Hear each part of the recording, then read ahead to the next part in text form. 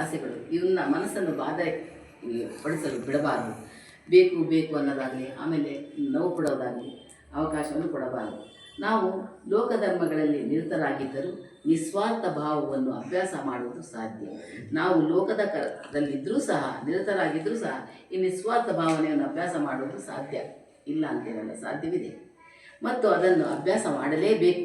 ಈ ಮನೋಭಾವವನ್ನು ರೂಪಿಸಿಕೊಂಡಿದ್ದೇ ಆದರೆ ಅದು ಪ್ರಗತಿಯ ಉನ್ನತಿ ಉತ್ತಮವಾಗುತ್ತದೆ. ಭಗವದ್ಗೀತೆಯನ್ನು ರಚಿಸಿದವರು ಮಹಾಮುನಿ ಶ್ರೇಷ್ಠರೆನಿಸಿದ ವ್ಯಾಸರು ಇದನ್ನು ಸ್ವತಃ ರಚಿಸಿದ ವ್ಯಾಸ ಭಾರತದಲ್ಲಿ ಸಂದರ್ಭಾನುಸಾರ ಸಮನ್ವಯಗೊಳಿಸಿದ್ದಾರೆ. ಅಂತಹ ವ್ಯಾಸರಿಗೆ ನಾವು ಗೀತೆ ಓದುವ ಮೊದಲು ಸ್ಮರಿಸಬೇಕು, ನಮಿಸಬೇಕು. ಇದನ್ನು ಗೀತೆಯಲ್ಲೂ ಧ್ಯಾನ ಶ್ಲೋಕಗಳ ಸರಣಿಯಲ್ಲಿ ಕಾಣುತ್ತೇವೆ. ಗೀತೆ ವ್ಯಾಸರಾಯರನ್ನು ನಾವು ಸಹ ಕಾಣುತ್ತೇವೆ. ಗೀತೆ ಶ್ಲೋಕಗಳಲ್ಲಿ ಬರ್ತಾರೆ.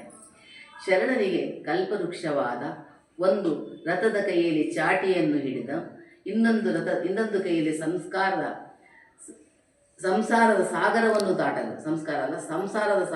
ದಾಟಲು ಬಯಸುವವನು ಶ್ರೀಕೃಷ್ಣ ಪರಮಾತ್ಮ ಗೀತೆ ಎಂಬ ಹಡಗನ್ನು ಹತ್ತಿ ಹೊರಟರೆ ಕಷ್ಟವೇ ಇಲ್ಲದ ಆ ಕಡೆಯ ದಡವನ್ನು ಸೇರುತ್ತೇವೆ. ನಾವು ಆ ಗೀತೆಯಿಂದ ನಾವು ಕಷ್ಟವೇ ಇಲ್ಲದಂತೆ ನಮ್ಮ ದಡದಿಂದ ಇನ್ನೊಂದು ದಡಕ್ಕೆ, ಕಷ್ಟ ಇಲ್ಲದಿರುವಂಥ ದಡಕ್ಕೆ ಸೇರ್ತೇವೆ ಅನ್ನುವ ಭರವಸೆ ನಮ್ಮಲ್ಲಿದೆ. ಒಟ್ಟಿನಲ್ಲಿ ಲೋಕ ಕಲ್ಯಾಣವನ್ನು, ಆತ್ಮೋನ್ನತಿಯನ್ನು, ದೈವಿ ಕೃಪೆಯನ್ನು ಗಳಿಸಲು ಸುಲಭ ಸಾಧ್ಯವೂ